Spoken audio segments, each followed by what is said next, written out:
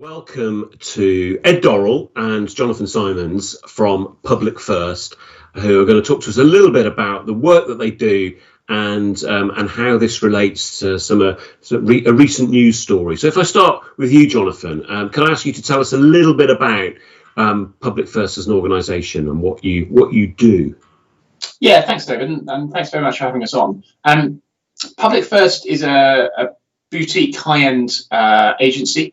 There's about 25 of us, and we are a cross between a think tank, polling company, and a research organisation, and a strategy and communications agency. And we work with clients, including quite a large number of organisations in education, to help them navigate public policy questions, be that helping them think through complicated public policy research questions they're trying to answer, be that helping them navigate government legislation, government announcements, engaging with parliamentarians or with MPs or with civil servants, and lastly, and probably most relevantly, conducting research for them. So we do opinion polls and we do focus groups, which are published for clients or for private in the same way that YouGov or Ipsos Mori or whoever would do. And a large part of what we do involves polling, as we're going to talk about, and doing focus group work with what are variously called skilled working class, lower middle class, traditional Labour, C1, C2 voters. That's a large part of what we do. Right, great. So Public First, obviously a name that many people working in education may not have heard of, but maybe the work that you do can shed some interesting light on some of the decisions that you talk about. Because in this post that you wrote together last week, you came up with what to me sounds perfectly obvious, but it's not something that you necessarily think about until it's articulated, that if you're a politician wanting to make any kind of policy announcement, it should in some way improve outcomes, but it also needs to be popular. If it's not both of those things, then you've got a problem. And then you also, Ed, I wonder if you could tell us a bit about this, because you said there's a real difficulty for opposition in working out what's popular and what's going to improve outcomes. Can you tell us why that is? Well, they have a series of different masters, don't they? They've got their political masters, they've got electoral masters, they've got constituencies within their party that they have to play to, and the comments that you're alluding to from Kate Green, who's Shadow Education Secretary in my former newspaper, the Times Ed, in which she is that a beer? That's amazing. Why hadn't I thought of that? I don't know what you're talking about, Ed. Come on, carry on. Is that one of your props? Yeah, just a prop, just to put you off. It certainly did. Kate Green talks about this problem that she perceives as a joyless curriculum. And she says that it's one of the profound problems of English education. She presumably is alluding to Michael Gove's curriculum reforms of the early 2010s. And she says that kids don't enjoy learning, and if they don't enjoy learning, they won't learn. And it is, on lots of levels, talking to a kind of core metropolitan voter, characterised as being North London. But I don't think it's talking, as Jonathan's piece, which I helped with, kind of outlines extensively. It's not talking to what the overwhelming majority of voters care about when it comes to education. Right. Okay, so let's talk about Kate Green's. Well, I think you've referred to it as Joyless Gate. So let's just take a little snippet of what she said. So she says, we've got a curriculum now that's information heavy. It's traditionalist in its approach. And while, of course, you do want children to acquire a high level of basic essential skills, they need all through their lives and for the future, education has become a bit joyless, and that's not the fault of schools. So she's careful not to throw schools under the bus here. So you say that's not going to necessarily go down well with voters. Why not? What is it that voters want, Jonathan? Well, I mean, voters want a whole bunch of stuff, and part of the difficulty when you're setting policy is that voters are contradictory, because humans are contradictory, and you know, sure. You've literally written books on this and the psychology of it and how people hold different things within their heads at the moment. I think the main critique I have of the analysis is partly in the words that she used, and they were clearly very jargon-heavy words, and people who spend their lives involved in education policy know what those words mean and they can debate them. But talking about things like traditionalist is not a word that I don't think I've ever heard a normal person in a focus group ever use. It's not a normal term. So my first point is that she's not drawing this from insight from voters or people on the street or people in her constituency, which is often where opposition parties draw from. This is a very Westminster-based discourse, and it's a controversial one even within Westminster. In terms of more broadly what voters think, I mean, the fundamental point is, yes, of course they want their children to be joyful, although they'd never use that word. They'd use the word happy. That is probably the single most important thing that most parents want from their children. And it's a word that comes up spontaneously all the time when you ask, what do you want from your kid's school? I want them to be happy. And safe. Yeah. So I don't think those are in dispute. So in the sense of, is she arguing that she wants kids to be happy? Sure, but that's also motherhood and apple pie. There is no single politician that doesn't want voters' children to be happy in school. The question is about how you get it, and where I really drew the line is, I think on a policy level, you can't draw the line between curriculum and happiness. But also politically, I don't think most parents, in fact, I would go so far as to say almost no parent does draw a line between a particular curriculum model, a particular pedagogical model, and their children's happiness. Occasionally people will say, I worry about children's exams, and I worry that my child is doing too many exams, and I worry he or she is stressed and revising. And occasionally people they'll never use the phrase, but they'll talk about the narrowing of the curriculum in the run-up to SATs. So there is, I wouldn't want to overemphasize, there is some element of parental discourse around a narrowing of a curriculum, but to make the assertion that the curriculum is joyless and that is what leads to children being unhappy, I just don't think is remotely evidenced.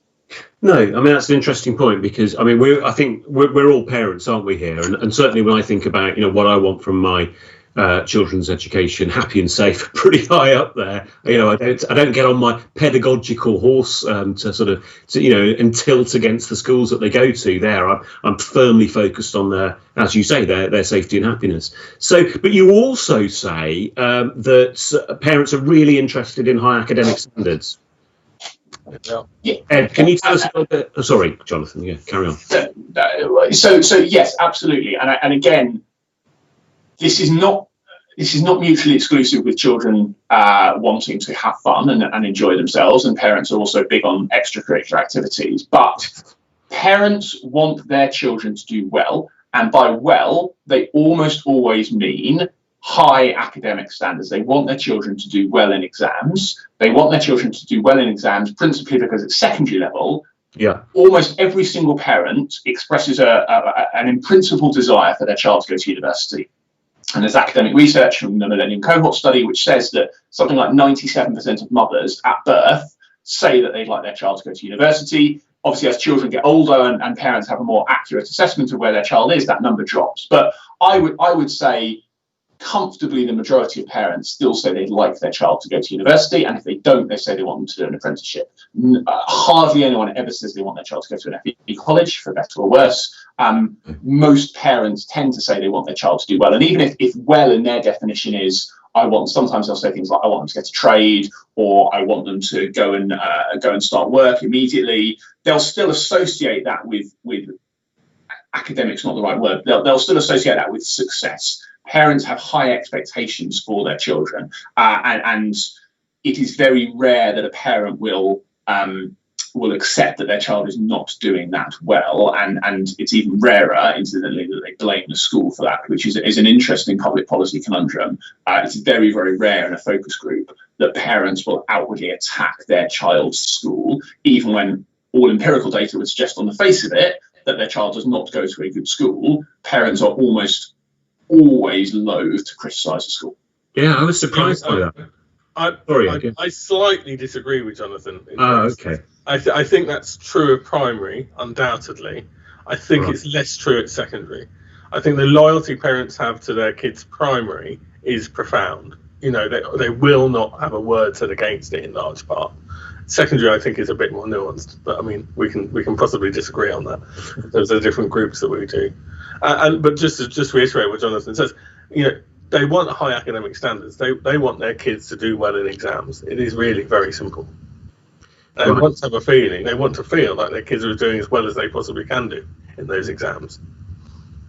And actually, increasingly, you do get that. You get a lot of, certainly when we do specific groups with parents who are non-graduates. Obviously, if you do, so just to give a bit of background for people who don't know how focus groups work, almost always when we do a focus group, we go for a carefully selected subgroup of the population. So we will do a focus group of primary age parents, or we'll do a focus group of unemployed parents, or parents who've been on furlough, or parents who will work in banking, for example. So it won't just be 6 or 8 random people off the street. They will all have an element in common. And often you run a series of focus groups where you change the variable. So we will have 2 focus groups on a topic, 1 focus group with primary age parents, 1 with secondary age parents, and then you can isolate what the differences are. So very often when we do groups with parents, if they're education groups, they'll all have something in common. And there's lots of different ways of that. And the reason why I say that is because quite often we do what we call C1, C2 groups. These are sort of lower middle class, upper working class groups. These are people who are working in reasonably low paid occupation. You get a lot of them who work in things like local government. These are not people who are precariat. They're not sort of churning in and out of manual labour. This is sort of semi-skilled labour, people who are, but very often these parents don't have degrees themselves. Is the key point. And you get a lot of, I want my kid to do better than I did. I don't want my kids to make the same mistakes I did. I don't want my kid to struggle in the same way that I've done. Every parent obviously always wants the best for their children, but it tends to be actually articulated very profoundly by parents who've not had a good educational experience. And they simultaneously hold the view that they themselves are often quite nervous of their child's school. And you see this a lot in the literature around parents' involvement in their child's education.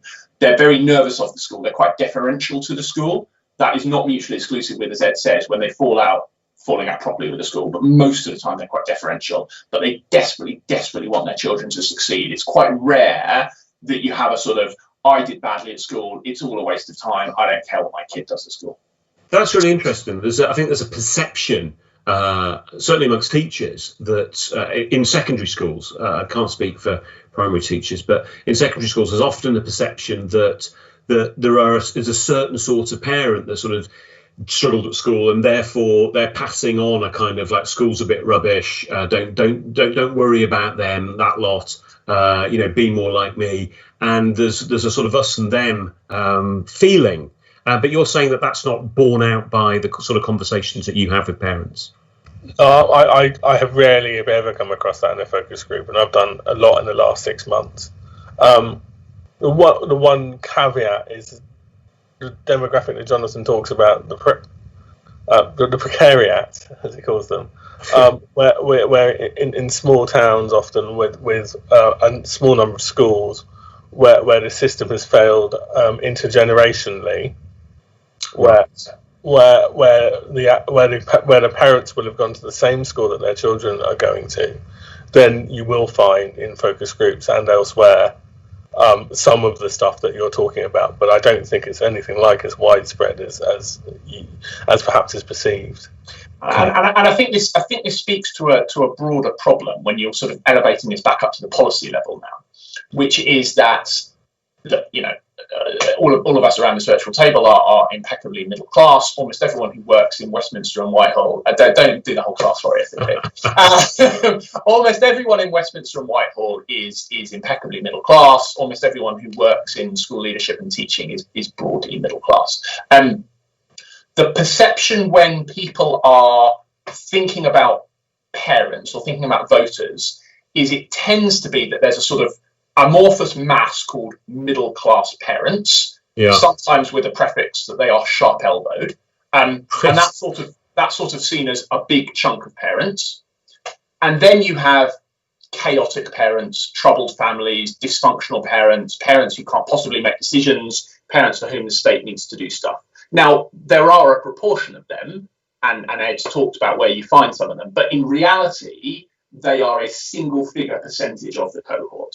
If you're talking about deeply troubled families, you're talking about literally 1 or 2%. Even if you're talking about pretty disengaged, you're talking about 5 to 10% of the cohort. What policy misses are the people that we spend a lot of time talking to. So people who are in that chunk, they are mostly in stable employment. Often they will own their own house because mortgages are a lot cheaper outside of London and South East, particularly if they only bought their house 20, 30 years ago. They may have 1 or 2 cars. They will go on a foreign holiday, but they will save up for it.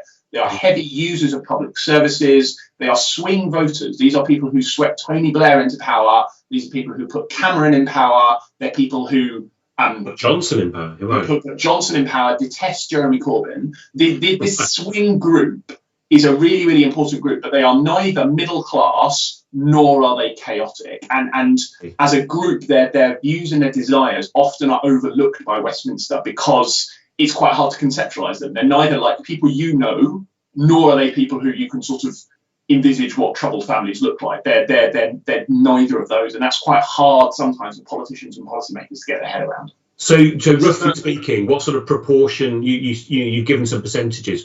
What sort of percentage of the cohort are we talking about here?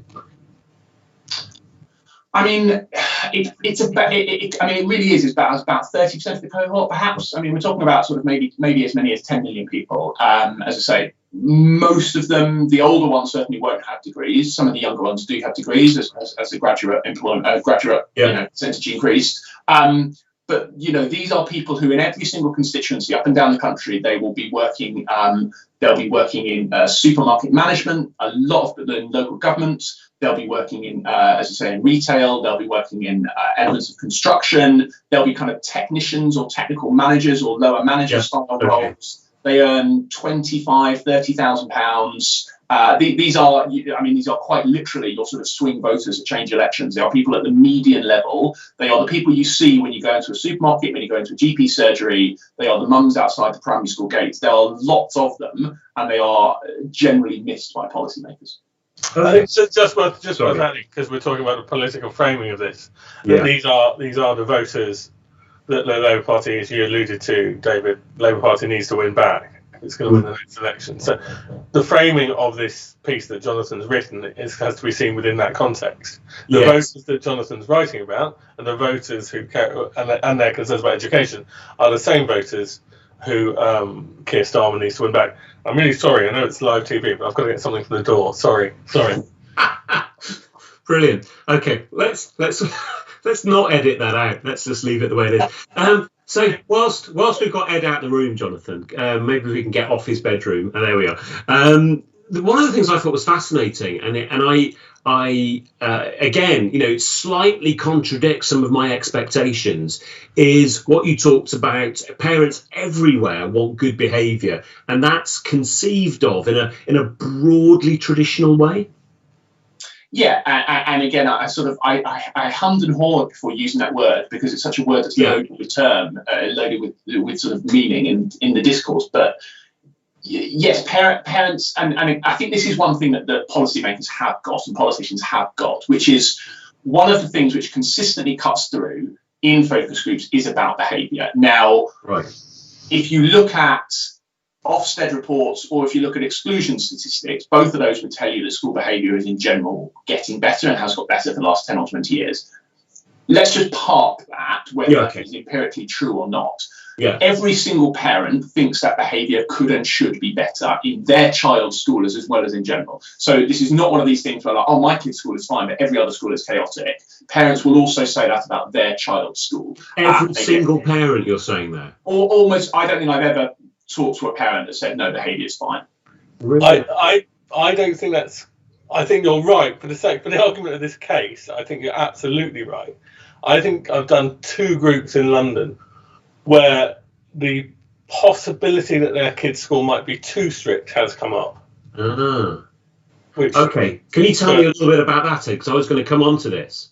No. I mean, it's almost not worth going through. But I mean, obviously, those who know their education policy and politics well will know that there have been changes to the way schools are organised, most memorably in London, and it isn't unheard of for people in 2. I think I can think of 2 groups where people have expressed a concern in a very nebulous idea that their kid's school might be too strict. Okay. Now, that Because would be a specifically London thing. yeah. And we could talk around this for ages. The no excuses culture, which Yeah. I'm unashamed in For an support interview, of. isn't it? Yeah. I'm unashamed in support of. But it is interesting that in small pockets in London, I would say that the possibility, it's just a hint Okay. that the narrative might be changing. But overwhelmingly, Jonathan is completely correct, and his piece, the piece, absolutely stands that in 95% of the country, in the voters that we're talking about, that Kate Green needs to attract, it is undoubtedly true. But I'm just being okay, that's really interesting because I think that's right. And again, I think the key thing is that.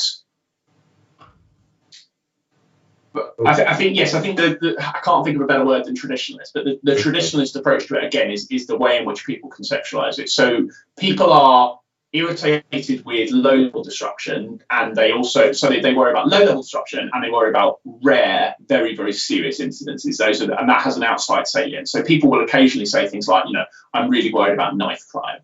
Now, outside of London, where it is statistically an issue, it's vanishingly unlikely that there's going to be a knife crime incident in a school. But parents worry about it because it has an outsized saliency because of its sort of availability.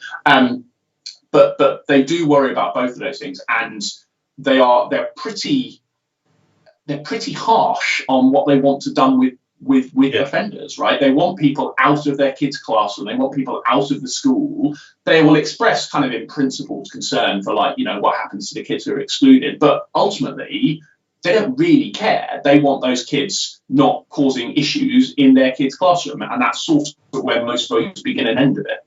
Yeah. Okay. So what I find really interesting again is the way it sort of butts up against some of the things that I might have expected. So I'm sure you've come across and I know you will have, Ed, but a really common sort of narrative in the newspaper, particularly one we might associate with the Daily Mail in particular, is school initiates strict regime, has rules, sticks to them, and then kid gets sent home, parents go to the local press, and there's a campaign of hate against the school with everyone moaning about strictness. But you're saying that that's not really reflective of very many parents at all. No, I would say almost unheard of in focus groups, as Jonathan says. The idea that there would be sympathy for someone turning up to the school gates not meeting the uniform standards, you'd be laughed out of any focus group I've run, including the ones actually where the couple of instances where people are worried about the school being too strict. Right. That kind of thing has no sympathy at all. I think the only time where it does, and this comes back to the point about people having cognitive dissonance, is that when it's their own kid. So parents are still, I would say, reasonably quick to defend their own child. If you ask whether their child's been a victim of detentions or the like, or what would you think if your child got sent home for breaching the uniform, most parents, they will more often than not, under a bit of gentle probing, will concede that the school was in the right and the kid was wrong. But obviously they will start by defending their child, and some people will genuinely defend to the hilt. Yes, my child is being unfairly victimised by the school, but most of them will sort of more or less admit there's a point. And certainly, the minute it's not your child, it's like, no, done, be gone. Okay, so that's interesting because you talked there about availability bias, Jonathan. So the fact that stereotypically the Daily Mail runs with this story again and again and again, it feels like for teachers maybe it feels like this is a really pressing concern for a majority of parents. Why do the Daily Mail run this story if it contradicts what you'd think their readers would be interested in? There's two different things to bear in mind. One, actually, what you're talking about is the Mail Online. You're not talking about the Daily Mail. These are two completely different institutions with completely different views.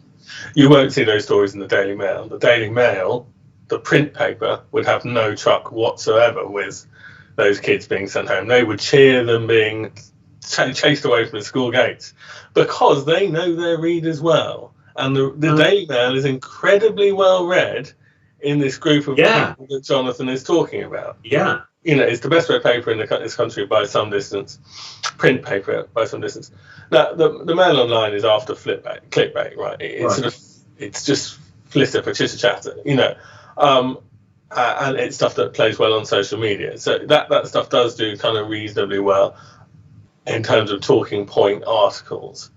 But no, if you're talking to the genuine concerns of the group of people that Jonathan and I are talking about, right, who Labour need to win back if they're going to win the next election, go to the Daily Mail, not the Mail Online, and you won't see those articles. Okay, that's a fascinating distinction and one I didn't know about. So thanks for that, Ed. That's really helpful. So when Kate Green, for instance, then talks about that she's got a fondness for kids sitting around in groups sort of chatting about stuff, is this the sort of thing that's likely to irk the type of parents that you're doing focus groups with? Do they prefer the idea of children sitting quietly in rows with their teacher telling them interesting stuff? I don't think they'll care. I don't think they'll care. I think again, it's a this is shop talk, right? This is teachers have strong views on how classrooms should be set out. Yeah. I don't think most parents care in the slightest. Or no, I don't think I've ever asked anyone in a group or a poll. But I think if we ask people like, "How's your kid's classroom set up?" you get complete blank looks. I'm not sure anyone knows or cares because, quite rightly, parents have thought, well, I have no idea. Like the teacher will do it. I've never really thought about what the distinctions are. And again, I think that's the issue. Is if as a politician you are making political capital out of one set of classroom formation versus another, you are clearly talking to a very specific constituency, which is teachers, and specifically Labour voting teachers. You're not talking to parents. Right. I don't think you're quite right there. I think you're talking to a slightly broader constituency of kind of what you might characterise as metropolitan intelligentsia, who worry about the idea that desks are lined up in rows and the teachers walking up and down dictating, and there is a joyless curriculum. There's a broader group of people who care about that. Yeah, they are not large in number. No, they are not by any stretch all teachers. In fact, I would go so far as to say I think a lot of teachers prefer their desks lined up in rows, actually. So I think it's a subtle difference. I think, without making it too personal, I think Kate Green's comments are talking to that audience more than she's talking to teachers. Right. Okay. Yeah, I mean, Ed and I kicked this around for a bit, and we sort of didn't put it in the piece because we couldn't quite stand it up by virtue of not having run that many impeccably middle class focus groups for a while. But yeah, I think my hypothesis would be the same as Ed. So to be clear, I think there is an element of middle classism, and not even middle class, metropolitanism. Yeah, again, without trying to use the words, but yes, basically, there is an element of people who, whenever I have had people talk to me about schools being oppressive places, they are almost always, without exception, higher income voters. And they do tend to be clustered in metropolitan seats and metropolitan areas. And there is that sort of preoccupation tends to be the preserve of a distinct set of voters. And of course, one of the interesting things about British politics over the last 30 years is that group has switched their affections quite systematically. So what was used to be, of course, the best single proxy for asking how someone was going to vote is asking what their household income was. And in general, the higher income you were, the more likely you were to vote Conservative. That has switched pretty consistently certainly since 2010, and actually now, and increasingly so. And if you look at the Johnson coalition is made up not just in the fabled Red Wall, but up and down the country. It's made up of these C1, C2 voters, and actually the kind of higher income voters are more likely to vote for Labour now. I'm reasonably sure that's right. It's a slight correlation with age, but certainly high income, middle-aged voters, so high income voters in their 30s, 40s, 50s, are more likely to vote Labour. And you could argue, therefore, actually, that what Kate Green is speaking to is she's speaking to her new electoral base. But self-evidently, the Tories have won 4 elections in a row, if you include the coalition, that Labour's current electoral base is demonstrably not big enough for them to win another election, which is why we do a lot of our work trying to show both Labour and the Tories that if they don't speak to the concerns of the voters, they ain't going to win an election. There are simply not enough voters in metropolitan seats to form a majority in the House of Commons. Okay, so that takes us back to the original point that, what you're saying as a politician is obviously hopefully going to raise outcomes, but more importantly, it's got to be popular, and it's got to be popular with enough of the electorate. And to be popular with enough of the electorate, politicians need to speak to these C1, C2 groups that we're discussing here. Yeah. So what does Keir Starmer, what does Kate Green, what does the Labour Party need to do to reassure those voters in terms of education? What do they need to be saying to them? I mean, to talk back to the piece that we're discussing. Yeah. I mean, the biggest thing, and they have moved in that direction a little bit in the last couple of weeks.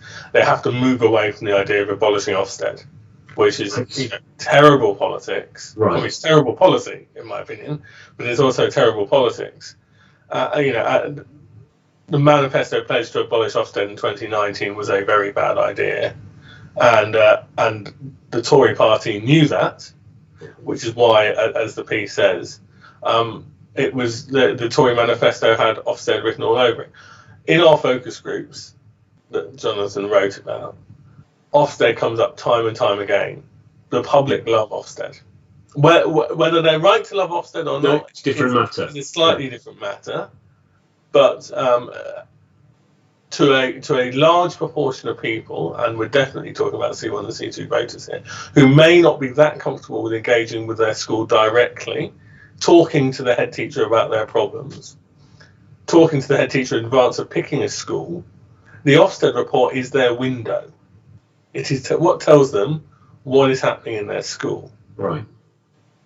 I think that is undoubtedly true, and as Ed said, it was no coincidence that the Tory manifesto, in a pretty thin manifesto, talked specifically about Ofsted. It made one of the sort of 500 words that they wrote about education because it allowed the Tories to hit Labour on it, and that did make an appreciable difference amongst certain groups. I think, in general, voters want relatively straightforward things from schools. So what do we know? Is that we know that people worry a lot about school funding.